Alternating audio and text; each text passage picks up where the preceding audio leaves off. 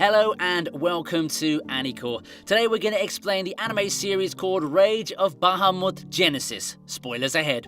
After the epic battle against ancient dragon Bahamut, who was sealed in stasis, the story jumps forward 2,000 years to the present era of overall peace. The disgraced knight Kaisa chases Favaro, the bounty hunter, across the rooftops but can't catch him. Outside a town, a mysterious woman appears from the sky, asking how to get to Helheim. Meanwhile, Favaro tracks down and kills Garth, a demon-summoning criminal, collects his bounty from Bacchus and Hansa, and celebrates at the local town's tavern. The mysterious woman overhears Favaro boasting about knowing a shortcut to Helheim and asks him for his help to get there. He demands a kiss for the information, but Garth's older brother Ghost appears and summons a gigantic demon. Favaro is saved by the mysterious woman, who transforms to reveal demonic powers. She easily overwhelms the huge demon while Favaro takes out Ghost. Favaro is hit by falling debris and passes out as the demon woman appears to kiss him.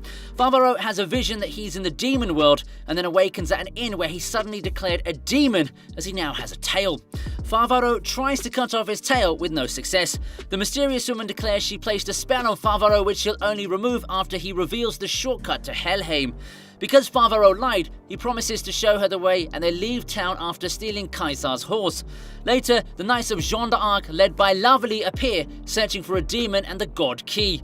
Kaisa assumes the demon is Favaro and declares he will capture it, but he's quickly dismissed as a lowly bounty hunter instead of being respected as a knight. Favaro travels with the demon woman, whose name is Amira, collecting another bounty on the way as she learns about human culture while they're still followed by Kaisa. They arrive in Livian and the knights appear, looking for a female demon with one wing. Favaro seizes the chance to betray Amira in the hope that killing her will release her spell on him. However, he's led by the horse to rescue Amira, and the knights chase them onto the bridge. Lavali hesitates to attack when he sees Amira has a ruby jewel like the one he has, and the two fugitives jump into the river below. Amira then asks Favaro if he is a liar, but he avoids answering. Bounties are then placed on their heads. With the God Key taken from sacred ground, the boundaries between Godkind and Demonkind begin to crumble. Favaro and Amira continue their way toward Helheim, but detour for a bounty to earn more funds for their journey. Meanwhile, Kaisa becomes lost in a forest, but is found by a girl called Rita and taken to a small town. Amira tells Favaro about the incident when she stole the God Key by absorbing its soul into herself. The punishment resulted in her losing one of her wings, leaving her flightless. Kaisa's rescuers implore him to help in dispatching monsters plaguing the town. Upon confronting the monsters, it's revealed that they are Favaro and Amira, and Kaisa was duped by an illusion. The village is inhabited by zombies commanded by Rita, who's really a necromancer. She's controlled the town for the past 200 years, but is bitten by her zombie parents, and Favaro and Amira collect the bounty on the demon inhabiting her book. Kaisa is unwilling to decapitate Rita as she's still alive, and then she follows him. Amira and Favaro arrive in a port city where they find the ship Selaphalis. It's captained by Armon, who turns out to be an old acquaintance of Favaro and his father, who was a bandit chief.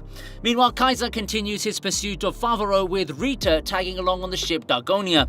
Kaisa tells Rita that he and Favaro were childhood friends, but Favaro's father used information to sabotage Kaisa's father's mission, causing the release of a demon which led to their destruction and downfall of his family. Suddenly, the Dargonia crew attack Kaisa and Rita, but they're no match for the knight and the zombie necromancer. At the same time, a giant crab, the shipwrecker, appears and wreaks havoc on the Selaphalis, but Amira changes to a demon form and defeats it. Armon reveals to Favaro that he had a pact with a demon and planned the downfall of both Kaisa and Favaro's fathers. The Dargonia then crashes into the Selaphalis, unleashing Rita's zombie pirates on Armon's henchmen, and Armon is eaten by the shipwrecker. As Kaisa confronts Favaro, a giant tentacle descends from the sky, capturing Amira and Kaisa, who attempts to protect her, leaving Favaro and Rita behind. In the Holy Land of Arbos, Heaven's forces try to maintain the barrier around Bahamut as it begins to crumble. Favaro and Rita chase the demons who captured Amira and Kaisa, although Favaro would rather leave them. In the demon Azazel's floating fortress, Amira is tortured for information about the god's key while Kaiser watches on helplessly. Rita and Favaro borrow the god Bacchus's flying carriage after Favaro proves his commitment by breaking his bounty hunter's band, making him an ordinary outlaw. The two then manage to break into the fortress but become separated when Azazel goads Kaiser into fighting Favaro, although Rita quickly breaks up the fight. Outside, Jeanne d'Arc's knights charge the demon fortress, causing a diversion which allows Favaro, Rita and Kaiser to rescue Amira, only to end up before Azazel. Favaro realizes Azazel is the demon responsible for his father's death. When Azazel attacks Amira, a mysterious force within her sends him tumbling below, although he now realizes who is behind Amira's quest. In the demon capital, Azazel seeks an audience with the demon clan's leader Lord Lucifer, but is sent away instead to capture the God Key.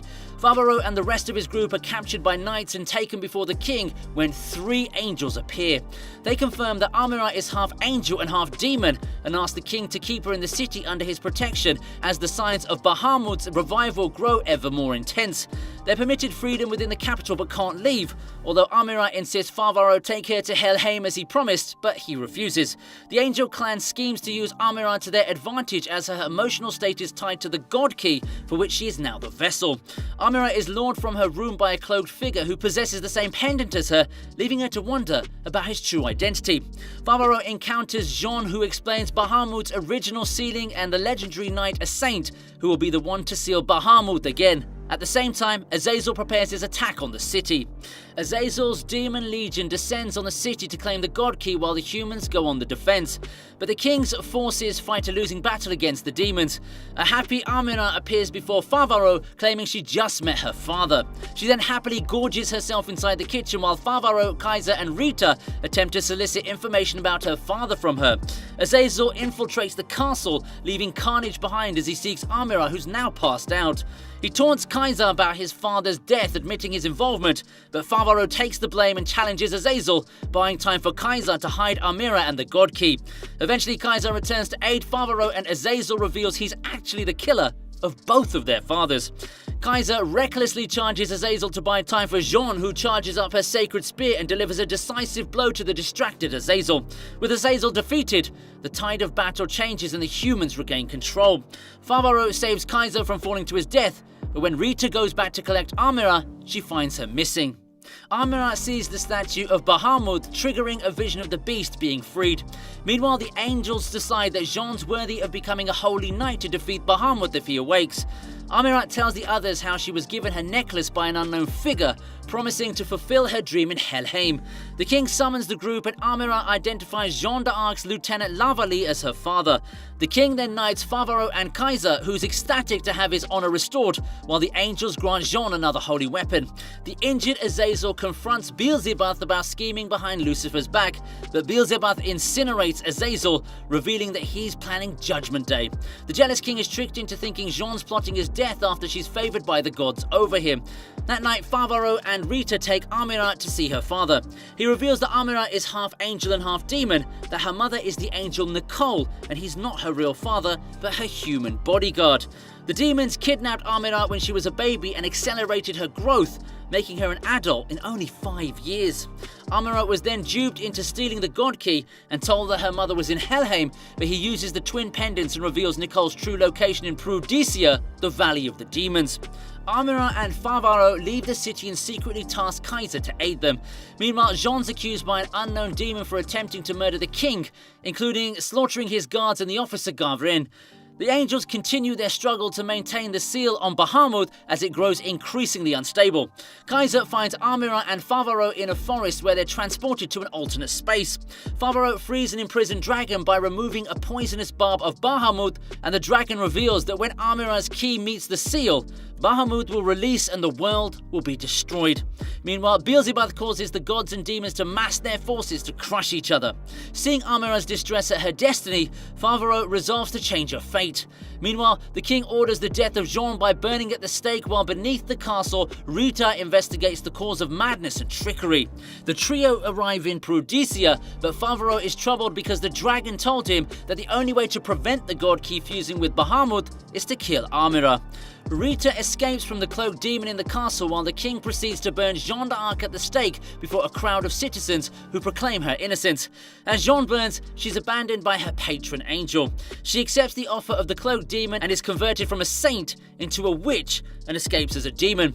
Meanwhile, as the trio continue their journey to find Amira's mother, they're intercepted by the cloaked demon, revealed as Amira's mentor Martinette, who tells them that they're really in Helheim, not Prudecia.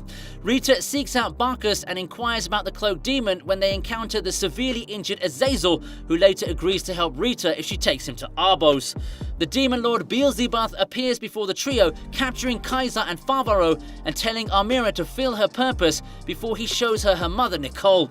Martinette reveals he created Amira from Nicole as a tool to release Bahamut, and all Amira's memories are actually fabricated. Amira's comprised emotional state causes the key seal to unlock, falling into the demon's hand as the completed transcendent key. Favaro then pretends to join the demons, but Martinette sees through the ploy and forcibly turns Favaro into a demon. Beelzebub and Martinette prepare Amira for transportation and blast Kaiser, who falls into the depths below. The Angel Clan attempt to maintain the seal on Bahamut while sensing the presence of the transcendent key. Meanwhile, Azazel tells Rita and Bacchus that Beelzebub and Martinette are behind Amira's actions. While protecting the seal, the angels are attacked by the demon Jean, who slays Raphael and Uriel before going after Michael. Kaiser is saved by Bacchus in his flying carriage, who is then attacked by Jean. While Bacchus fights Jean, Rita attempts to administer the last of the antidotes to Jean, but fails only for Michael to successfully give it to Jean, sealed with a kiss after she impales him. Jean is freed, turning back into a saint, while Michael's physical form just disappears. As Beelzebub prepares to destroy the angels protecting Bahamut's barrier, Azazel attacks him, seeking revenge. Kaiser duels with the demonic Favaro and shoots him in the chest. Amira emerges from the Transcendent Key's orb, now with angel's wings. With the barrier fallen, Bahamut begins to absorb Amira while everyone looks on helplessly. As Kaiser watches in disbelief, Lavali shows him over the edge of the flying fortress before celebrating as Bahamut awakens. Beelzebub rejoices in Bahamut's awakening, but Bahamut responds by destroying Beelzebub and then proceeding to blast everything in sight: gods, demons, and humans. Rita saves the falling Kaiser and reveals that Lavali is really Gilles de Rais, a sorcerer with a bounty and the one behind Bahamut's revival. Kaiser attempts to attack Lavali and finds that he is Martinette as well. Elsewhere, Azazel finishes off Beelzebub, extracting his revenge. Favaro begins combat with Kaiser, but Favaro appears to gain the upper hand and cuts off Kaiser's forearm with the bounty armband attached. Kaiser quickly recites the incantation, turning Lavali into a bounty tablet. Rita tends to Kaiser's wounds while Favaro reveals that the fight was an act and that Kaiser shot him with an arrow containing the antidote, turning him back to normal. Favaro declares that he must kill Amira to stop the beast, and Kaiser decides to join him, but still hoping to save her life. The demons and angels work together to contain the beast, allowing Favaro and Kaiser to approach it on Hamsa's back. With tears in his eyes, Favaro stabs Bahamut with the claw he pulled from the dragon earlier. Amira then appears before him, and they reconcile before she kisses Favaro and disappears back inside Bahamut, causing the beast to explode. Hamsa saves Kaiser, but Favaro is caught in the blast, which destroys part of his leg. Half a year later in the royal capital, Kaiser has a mechanical hand created by Rita and commands the soldiers as a lieutenant with his knighthood intact. Favaro is alive with a mechanical right leg and is back to bounty hunting, though he cautions that Bahamut is not gone forever and may return someday. Kaiser suddenly joins him, forsaking his military duties, and the two ride off together. The end. So this is it for today's video. If you like the video, give it a huge thumbs up and subscribe to the channel for more videos. Farewell till next time.